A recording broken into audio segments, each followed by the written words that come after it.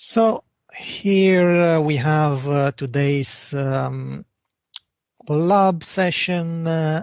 What we want to do today is to implement in VHDL the design that you see on this slide.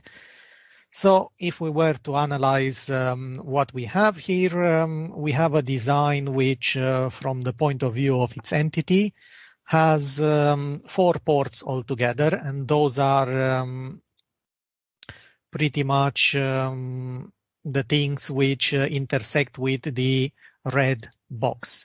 So we have this one here, which is port A. We have that one there, which is port B. We have this one here, which is the select input, and then finally an output OP as well. So our design from that point of view has 3 inputs, A, B, and cell, and 1 output OP. If we were to look at what we have inside the red box, then clearly what we have here is a 4-to-1 multiplexer. So a multiplexer which has 4 inputs and 1 output. This multiplexer is fed by different signals. For the first input, we have essentially all zeros. For the second input, we have A and B, since we have a logic gate there, an AND logic gate, which connects to the A and B ports. For the third input of the multiplexer, we have the inverting gate that you see here. So that takes the input from the port B and inverts it, and that would be what the multiplexer selects if we are on the third input position. And for the fourth input of it, we have a constant of 0, 0, 0, 1, 1, 1, 1 there. Which of the 4 inputs would be put to the output depends on the selection signal. Since this is a 4-to-1 multiplexer, and a multiplexer is basically like a switch, the selection signal decides which of the 4 inputs would be passed to the output. So when cell is 0, 0, the output would then be all zeros, 8 of them. If cell is 0, 1, then the output would be A and B. If cell is 1, 0, then the output is going to be not B. And finally, if cell is going to be 1, 1, then the output would be 4 zeros and 4 ones, that constant which we have connected to that particular input. Now, you notice that those are given as constant values there. So we are not going to create ports for them. The only ports are for A, B, and cell, which are the things which change. Since those are constants, it would be just wasting pins to create ports for those. So we won't be creating ports for those. Those will be used as constant values when we describe our multiplexer. So what else can we say about this design? The inputs have been already defined as we already said. And you notice that this particular multiplexer, if we go back briefly, operates on 8-bit inputs. So the size of A and B is essentially a 7 down to 0 because they are 8-bit inputs, and the size of the output must match the size of the input, so OP would also be a 7 down to 0. Cell, on the other hand, is the selection bit, or the selection bits. That would be a 1 down to 0, because as you can see, cell needs to be 2-bit wide in order to select between 4 possible inputs. So the value of cell could only be 0, 0, 0, 1, 1, 0, and respectively 1, 1, since this is a 4-to-1 multiplexer. So to select between 4 inputs, we need to have the ability of creating 4 logic combinations, and that can be achieved with 2 to the power of 2 equal 4 logic combinations. So that can be achieved with 2 bits. So cell would be a 1 down to 0. So remember, when you create the ports, the A and B would be selected as a 7 down to 0 bus. The cell would be, and the output as well, and cell would be a 2-bit bus, so a 1 down to 0. Always remember to create the outputs and the inputs appropriately. And remember, we only need to create ports for the things which cross the red box. That would be A, B, cell, and respectively OP. So A, B, cell, and OP. Wherever you see a red dot in there, those would be the things which cross the box. So only those will be defined as ports. Whatever else we have inside, those will not be ports. That will be dealt with as part of the architecture for this design.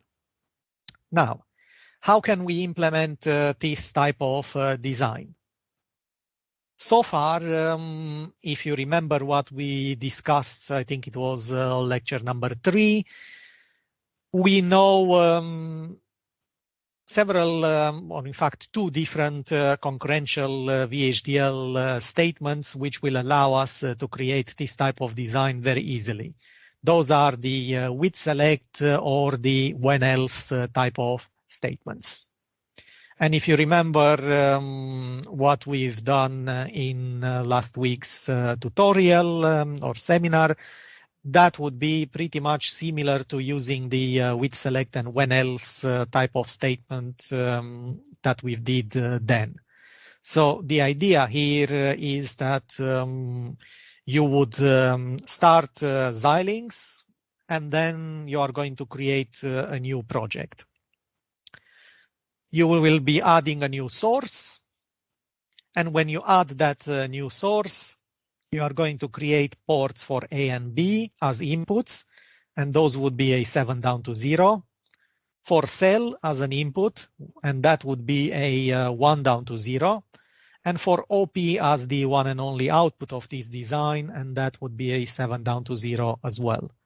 Once you've created that, then after the begin of the architecture is where we can describe what's happening inside of this box. And there, basically, you can use a with select or when else type of statement to create this particular functionality. If you remember from our Xilinx tutorial, the ISE tutorial that we went through in our previous practical session, you can pick up either with select or when else statements very easily from the language templates, and then all you need to do is to customize them. So here you'll be using the edit menu, language templates, then you go to VHDL, synthesis constructs, and conditional, and then you can pick up from there one of those 2 type of statements, and then you just need to customize them to implement this type of functionality.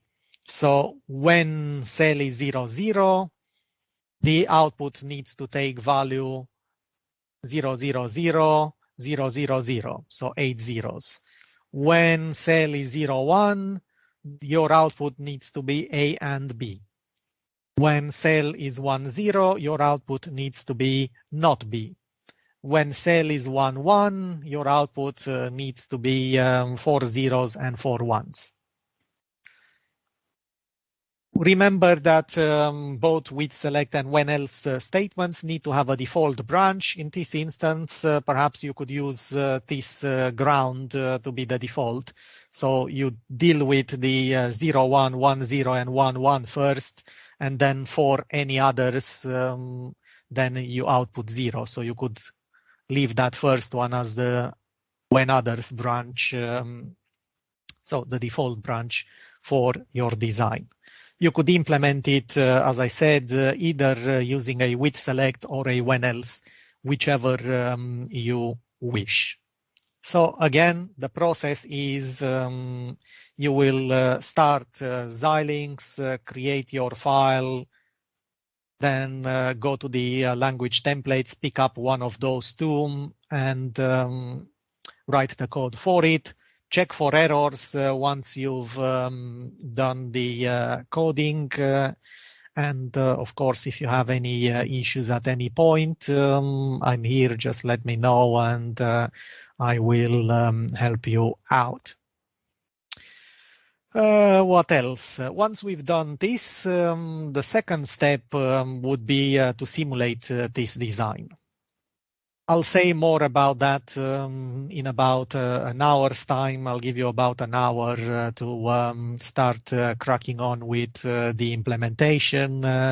And then in an hour's time, I'll discuss a bit more about simulation and see how we can choose some decent waveforms to perform this simulation and show that the design is working correctly. So that's pretty much it, I guess, from me for the time being. And now over to you to do the things which I have just said. So again, create a new project, add a new source, set up the ports that we've discussed, A, B, cell, and OP. Again, A, B, and OP are 8-bit wide. Cell is just 2-bit wide. Then pick up the language templates and select either a with select or when else from there. Put that after the begin and customize it basically to do the functionality that you see in this box. Check for errors, and then once that is done, the final step would be to add a graphical test bench. Again, as we did in the Xilinx ISE Quick Start tutorial during our first practical, and we'll then select some good waveforms to test this design, to make it work and show its operation and perform the behavioral simulation for it. As I said, I'll give you about an hour to finish up the coding side, and then I'll do an introduction to the second part related to the simulation. Basically, what you need to do if you followed the guidance that I've presented earlier on is to create a new project. So you go File, New Project, you give it a name, and then when you click Next, you create a new source file. And bearing in mind what I said, there are two possible solutions here, which, as I said, reside quite nicely in the language templates. So you go edit language templates, and then if you follow VHDL synthesis constructs conditional, it would be one of those two things which we've learned so far that you can use. So I'll show you how you can resolve this particular problem using both of those choices. So looking at the first possible example, that could be something like this. So once you create your new source and you set your A and B as 7 down to 0 and inputs, and then cell as an input and 1 down to 0, so 2-bit wide, and the other ones all 7 down to 0, so 8-bit wide, and the output then set as out and 7 down to 0 as well, then it will create all that automatically for you And then all you need to do is to go to the language templates and pick up one of the two. So I've started with the when else statement, which is this one. So you just kind of copy that bit, paste it after the begin, and then you need to customize it to do what it needs to be done in this instance. So if I'm bringing that one up. This is what we need. So we want to keep, as I said, the 00 as the default branch. So then we'll start with the other three, which do something useful. So when cell is 01, what we want is the output to be equal to A and B. For 10, we want not B, and for 11, we want that constant output as well. So bearing that in mind, if we look at how we can customize the when else statement, the name, which is the output, would be OP in our case, because that's how we called our output port. And that would be A and B when cell is 01. Else it would be not B when cell is 10. Else it would be 4 zeros and 4 ones when cell is 11. And then else 0000000. So that would become my default branch. So the 00 branch covers all the other possible situations. So this would be one way of doing it using a when else statement. Now remember that if we look at the language templates, the when else statement needs a condition there and an expression to be allocated to the output. So if we look at that, our condition is cell equal 01, cell equal 10, cell equal 11, and then the output expressions are A and B, not B, that constant value, or this constant value. So it can be as easy as this one here. And then as usual, we can always check syntax to make sure everything is fine. So yeah, no problems there. So that would be one way of doing it using a when else statement. Equally, you can do that by using a with select statement instead, and that has the syntax which you see in here. So this time we have a choice expression, which is our selection signal, and then we have values for those choices. Those would be all values of this choice expression signal. So then again, we use all those for the relevant ones and put an expression into the output, and then keep the 00 as the when others branch, and that would be all zeros there, so 8 zeros. So if we follow this particular approach, and we go to the second possible implementation, then that will look something like this. So with cell select, where cell is my selection signal now, OP equal A and B when the value for cell is 01, not B when 10, 4 zeros and 4 ones when 11, and then the default branch would be all zeros when others. So again, the 00 branch has been used as the default branch, since that is the more natural thing to do. So either of these two would be perfectly fine. Again, we can check syntax to make sure that one is fine as well. And as you can see, it is. So that would be pretty much step one, writing the VHDL source code for our design. Next, we would want to simulate it. For that, we need to add a graphical test bench. So we can just right-click new source, and we want a test bench waveform. We can call it whatever we want. I'll do something silly to make sure it doesn't overwrite the one I've already got here. So next, you can select one of the two files, whichever you want to simulate. Next, and finish. And then basically we can set it up something along the lines of what you see in here. We can go with the default, or we can kind of shorten that one and this one a bit to have a bit more space. So maybe something like that. And when you go finish, then we would end up with something like this. So at the moment, everything is pretty much blank. The important thing, if we were to look at our design, is to test this design comprehensively. And the most important signal there is basically cell. That cell can have 4 different values, as you can see from here. So it's important to cover all those 4 cases. So that is the most important signal. So to comprehensively test the design, we must make sure that all 4 of those combinations are tested for. Now, looking at those, 2 of them are constant. So for 0, 0 and 1, 1, we have constant values.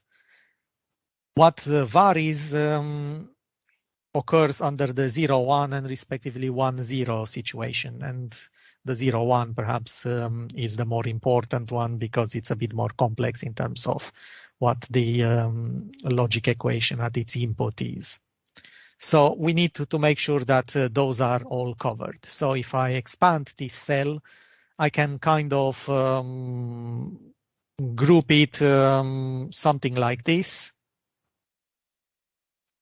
And if I show those in decimal unsigned, oh, sorry, I'll show them in binary, beg your pardon. Then you can see how now I've created an area there where we have cell in 0, 0. Then we have a quarter of it allocated for 0, 1, a quarter of it allocated to 1, 1, and a quarter of it allocated to 1, 0. So we're testing all 4 combinations there.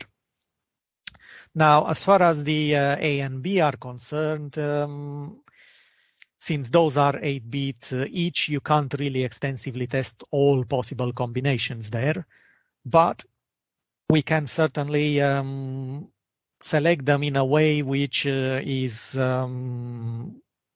kind of random enough to be meaningful for what we need. So in our case, if we're looking at the most important situations for us, those would be the 0, 1 and the 1, 0.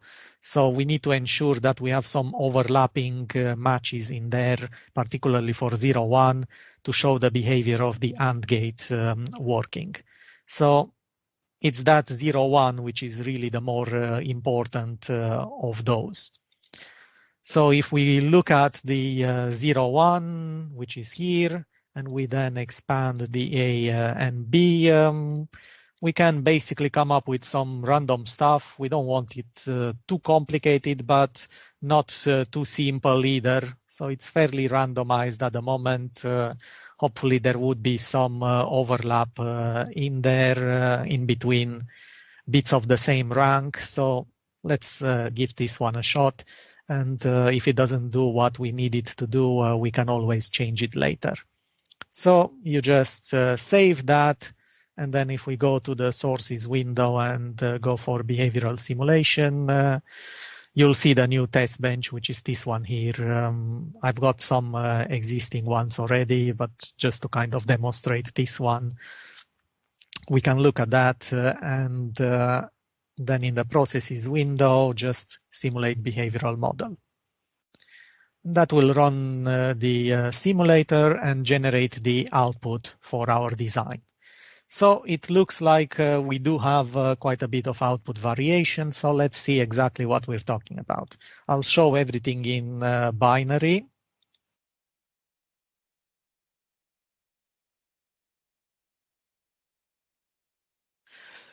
And I'll do a bit of zooming to see what is actually going on there. So starting at the beginning, the first quarter of the test bench, when we have the cell in 0, 0, looking at the design, when cell is 0, 0, we expect the output to be always 0, irrespective of what A, B are like. So you can see that that is indeed the case. for this period of the test bench, for as long as cell is in 0, 0, irrespective of what A and B are, the output is always 0. So that part of the program works as intended. So if we move along, and we now start looking at the 0, 1. 0, 1, if we refer back to the schematic, is this branch here. And what we expect there to have is an output which is the result of A ANDed with B. So A and B. Now an AND gate takes each individual wire of the same rank and ANDs them together. So then that is essentially what we would expect in terms of the result. I'll answer any questions after I do the presentation. So let's just keep this one clean for the purpose of the recording. So here we have what we expect there to be A and B. So let's see if that is pretty much what we expect. Now, looking at what we have here, we have A with those 8 values, then A changes with those other 8 values, and the values of B up to that point are 0, 1, 0, 0, 0, 0, 1, 0. Now, what we need to do is to look at the bits of the same rank, and where we have an overlapping 1, then we would expect a 1 at the output. And you notice that this one there and that one here, up to that point, will give us all zeros, 1, 0 as a result. So it appears that the ANDing works okay up to that point. Then here we have a change, and the new value of B from that up to this point is 0, 0, 0, 1, 0, 0, 1, 0. Up to this point, the value of B is still that we had before. So the only overlapping values is still this one and that one. Therefore, the result is still that up to that point. When B changes here, you notice that there are no overlapping ones between that sequence and this sequence of the same ranking. So that is why the value of the output is now all zeros, because when you do the AND between a 0 and a 1, or between a 0 and a 0, the result would be 0. Then at that point, we have a change in both A and in B. And the new value of A is 1, 0, 0, 1, 0, 0, 0, 0. And the new value of B is 0, 1, 0, 1, 0, 0, 0, 0. Now, if we're looking at which values we have in overlap, there is no overlap for this one, there is no overlap for that one, but there is an overlap for this bit with that bit, and that will lead to a 1 in the output. So the value then that we would see at the output during that period is 3 zeros, 1 followed by 4 zeros, because that's the only one bit which the AND operation puts in high as a result. Then here A stays the same up to when select is changing from 0, 1 to 1, 1. So what we need to do is to see what the new value of B is, and that is this one that you see here. So it's 1, 1, 0, 1 followed by 4 zeros. The value during that period of A is 1, 0, 0, 1, 0, 0, 0, 0.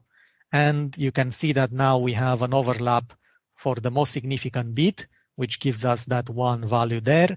And also this bit there and this bit here are overlapped, so that gives me that 1 in here. And that's pretty much the case for the select bit being 0, 1. So during 0, 1 we AND, and clearly that behavior is working. Then we have, let's move along, we have the situation where, let's move a bit more, there you go. Cell is now 1, 1. For 1, 1, if we look at the schematic, what we expect at the output is 4 zeros and 4 ones, irrespective of what A and B might be.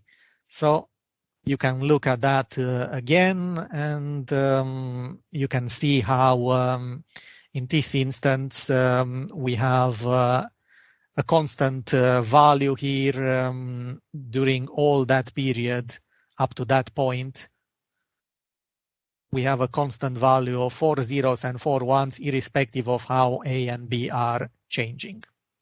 And then finally, the last quarter of our test bench is for B, is for cell being 1, 0.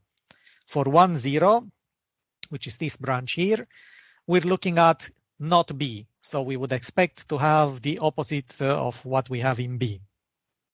And if we look at the value of B, you can see that what we have at the output is the exact opposite of what we have at the B input. So the B input is 1, 0, 0, 1, 0, 1, 0, 0. This one is 0, 1, 1, 0, 1, 0, 1, 1. So each bit is inverted as you would expect. So clearly up to that point, everything works okay, and the output is an inverted version of B. Looking at a change in B at that point, the new value of B is that one that you see there, and clearly the inverse of it is right underneath it, and you can see how each bit is inverted on that bus. So again, that works basically exactly as intended. And similarly, if we're looking to simulate, so this one basically simulated the first solution, the one which uses a when else. Similarly, if we want to simulate using a similar kind of test bench for the second solution, which uses a with select, I've already got a test bench for that. We can just simulate the behavioral model and then we should be able to see the same kind of behavior there again if we analyze everything. So the important thing really is to make sure that we are testing this as extensively as possible. And in particular, it's those two branches where we don't have constant values for 0, 1 and 1, 0, where we're supposed to either AND and respectively invert to allocate sufficient time for those and to have sufficient variation in A and B to see that ANDing behavior and that not behavior, to see some changes there. So that's basically pretty much it in terms of what the expectation for today's lab is, and as you can see, it does work as intended as well. Now, the other thing to mention, if you haven't changed your color scheme already, you can go to Edit, Preferences, and then in ISE Simulator there and Simulation Waveform Colors, just select Classic there. So by default is default simulation. Just select Classic, apply, and OK. And then when you run it, you'll see your results using this lighter color scheme, which is a lot easier on the eye. So that is pretty much the selling pitch for me. The files of the test benches and the source files, I'll share those towards the end of the week once all the labs have been carried out. I'll put those on the OneDrive, so you'll have those in there.